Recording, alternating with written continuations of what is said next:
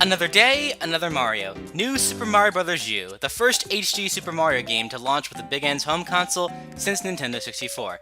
Is this return to form a reason to buy the Wii U? New Super Mario Bros. U, right from the gate, is an innovative masterpiece at storytelling. Forget directing pioneers like Christopher Nolan and Martin Scorsese. This story is groundbreaking and innovative. It breaks all expectations. I mean, instead of Bowser coming into the castle and kidnapping Princess Peach, here's the twist. He kicks Mario and company out of the castle far across the map. Now, instead of going to Bowser's castle to save Princess Peach, oh no, you have to go back to Peach, who is trapped in her own castle. Brilliant! Oscar-winning story! Game of the year! I'm sorry, but, the story presentation in this game is, really soulless. The paper-thin plot has no care and goes for the lowest common denominator in its presentation of the story. It doesn't even try touching your heart at all. Sorry for the oh-so-shocking spoilers about to be given, but when Mario saves Peach, all she does is give him a kiss on the hat, and that's it. Not a kiss on the lips, not the cheek, but the hat?! They don't share any dialogue, voice acted, or text at all. Nothing. It's kind of insulting how afraid this game is to challenge your emotions at all, that it pulls back any possibility of making you emote. So we're back to the old design, Bowser's up to his old tricks, and so is Mario. 8 worlds, 1 midpoint tower each, 1 castle at the end. You can get some items along the way that help guide you that you can use before every level. Veterans, or well, anyone that doesn't live under a rock is well aware of this stuff. Well, except now we have a squirrel suit. I like that a lot because I like the furry culture and squirrels are my favorite animal. Beating worlds lets you shoot yourself across the map to different parts. Wait a second! Why doesn't he just use the pipe from the beginning to shoot all the way over to Peach? Anyways, you know that generic first world that probably is the easiest to get through? Well, that's here. The levels do get more challenging over time as they are tightly designed levels, though some veterans would say, not fast enough. Nintendo has great quality assurance. There's nothing that doesn't make any sense within the levels, and the flow of your gameplay will never be stopped because of questionable level design. Part of that flow being well given when you have to chase something called a Nabbit that steals items from Toad that you can catch for the P-Shroom for infinite flying. Other commands go to the Miiverse integration, in which you are able to see comments across maps, letting you see tips and comments about each level. No other Wii U launch title takes enough advantage of Miiverse. It's an interesting feature enabled every so often when the game prompts you to type something in for Miiverse.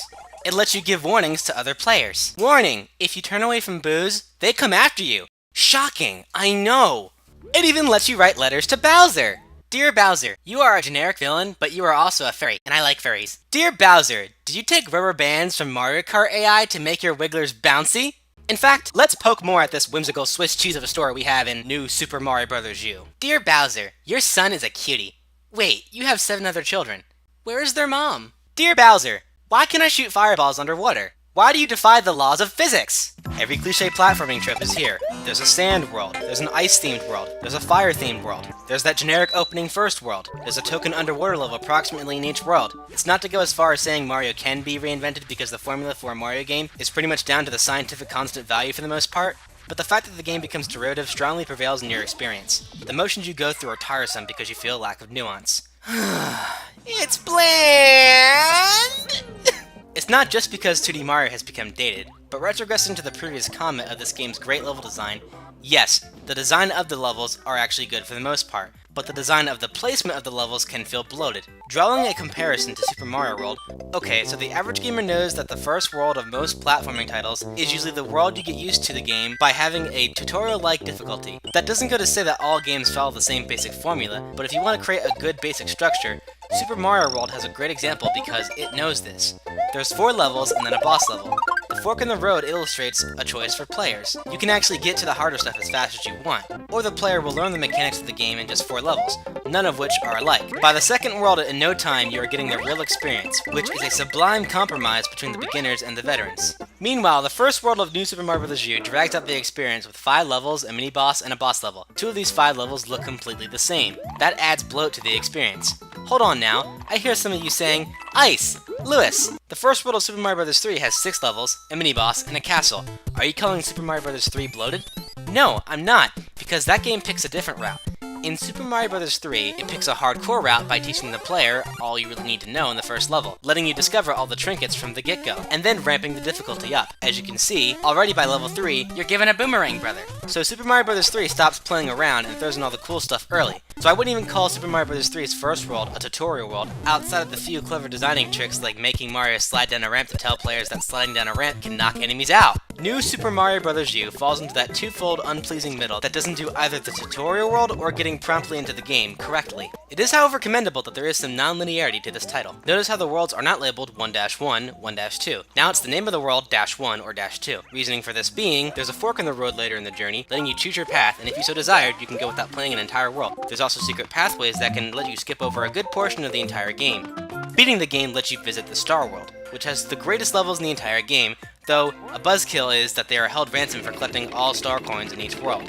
It's a shame because the creativity seen in a said level makes you wish the entire game were like such. There are some added extras into the mix, which include challenges that let you even record your best record when you do them. They are really addicting, but it's a shame that the creativity or demanding effort from your cranium isn't put in the main campaign. Previously mentioned was the ability to record your best record, but guess what's not available? In classic Nintendo fashion, yes, you guessed it, you can't upload anything online. You've probably figured out that no online holds true in the multiplayer, which is chaotic the more people you play with, which is available in the form of coin battles or co-op in the campaign. An extra player with the Wii U gamepad can join in for boost mode to provide platforms for players. Though, here's where the problems start in terms of control methods. First off, it was a sin not to have Wii U Pro Controller support at launch, which either meant you held the Wii Remote in the nest position or on its side, which would be fine if I didn't have to shake them to jump, or the giant Wii U gamepad. Thank goodness for that patch, but even with that compensation, if you play the game with more than one player but you only have a Wii U gamepad and a single additional supported controller, the Wii U gamepad is only allowed to do touch controls, while the other controller has a player on screen, meaning you need 2 additional supported controllers just to play with 2 people on screen. Leave it to Nintendo to make such a simple game have a convoluted setup in supported controllers. In fact, speaking of the controls, Wii Remote controls are abysmal. My friend Steve at Operation Rainfall told me that when he played New Super Mario Bros. With the Wii Remote, he had a hilarious description of it. Get this. He said it felt like Super Mario World with bad controls. That's really accurate! And it sounds hilarious too. Why do you shake to do certain things in this game? Thank goodness for the Wii U gamepad allowing a press of the shoulder button, otherwise it'd be a total turnoff like the Wii predecessor. Though, outside of these motion issues, I have to actually commend Nintendo for having such great QA when it comes to controls. Nintendo has the polishing skills that many developers would kill to have. It feels good to control Mario. His movement feels dry, however, and his motions in the air are pretty sterile. It's really up to the player to make things creative. I know it can be creative because of the crazy stuff I see on the new Super Mario Bros. U YouTube channel.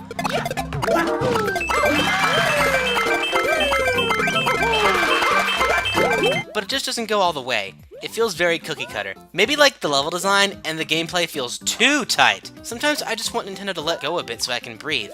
Like, for example, there are just some things that turn me off. You can't take Yoshi with you, but yet they let you take those little baby Yoshis that kill the difficulty by letting you gobble everything up with them. Or how come they offer up lives like cheap candy? I feel like I'm trapped in a box. I get that uncomfortable clenching feeling in my brain. And you know, this may be quality designed gameplay, but a lot of it feels like they stopped at good enough. Considering the lineage of these games have been anything but just good enough, these new Super Mario Bros. Games are in the same lineage as games that brought the video game industry out of a market crash by setting new standards for the quality assurance division of development, gave distinct personality to a cast of colorful iconic characters, and took risks with the formula, took older foundation and proved to the industry that twice the bits doesn't matter if it doesn't make the game twice as great, and while being twice the bit actually did matter, duplicated their last success while simultaneously finding a clever way to introduce new gamers into the market while being faithful to old gamers, challenged the boundaries of creativity, proved that 3D games can work, and made open world a standard for its genre, presented one of the most challenging experiences while flexing creative muscle by literally testing the waters, created one of the most breathtaking experiences by literally taking you out of this world, and told gamers that 100% was not good enough and then gave 110%. Following all of that, stopping at good enough is very disappointing. Oh, you're probably like, Ice, you pretentious Nintendo hipster, stop comparing this game to the past.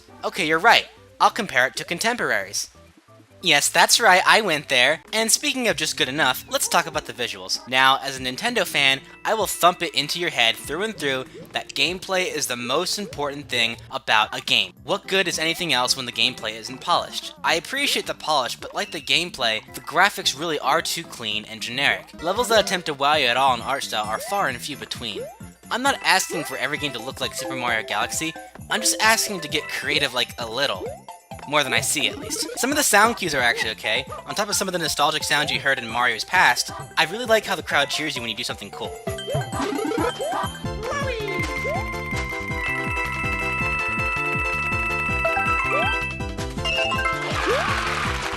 That's very encouraging, and it feels epic. The worst part of this entire package has to be the music. Oh my gosh. The music is MIDI sampling, which isn't automatically a bad thing, but it sounds extremely blocky to a point where it's jarring on the ears, especially to those who know great Mario music. They don't even try hard enough here. I think the worst part about it has to be that noise.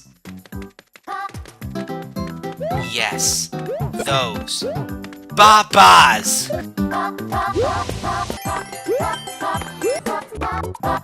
Ah! Honestly, to me, it's like... Okay, I'm gonna have to warn my viewers that this portion of the video will be rated M. If you would like to censor the mature content, please close your ears until the symbol goes away. Honestly, listening to new Super Mario Bros. Music to me is like the equivalent of two guys taking their dicks and shoving them into my ears, one in each ear. And every time that they go, ba ba, they are fucking me in the ear. Every ba equals one thrust of the dicks in my ears.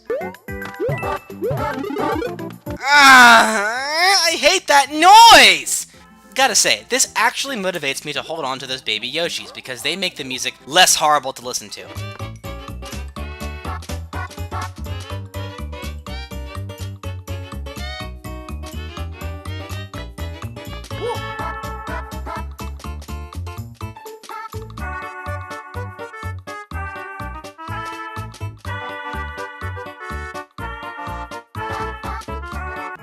To think this terrible ear assault comes from the same lineage of games that sound like this.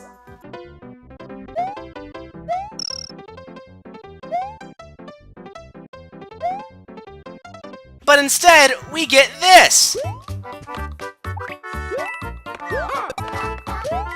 Ah, it's like cancer in the ears! It's bad! Many apologies given. I am well aware by now you are tired of hearing my verbose dialogue. You want a verdict?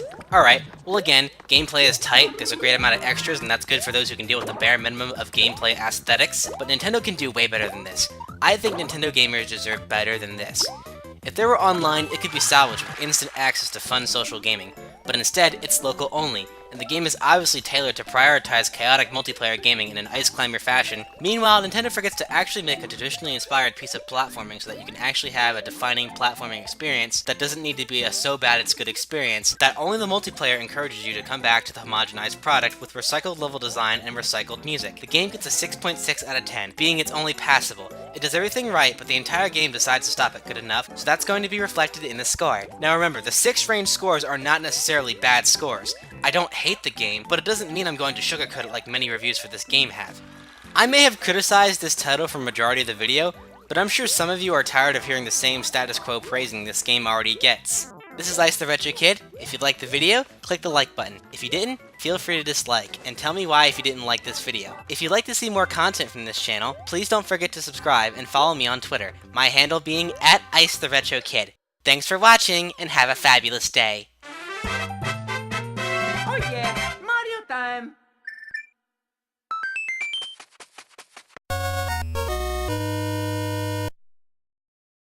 Hey, this is definitely not Game of the Year. And I have friends, that couch isn't always empty. I did not pick on this game just because I don't have friends to play multiplayer with.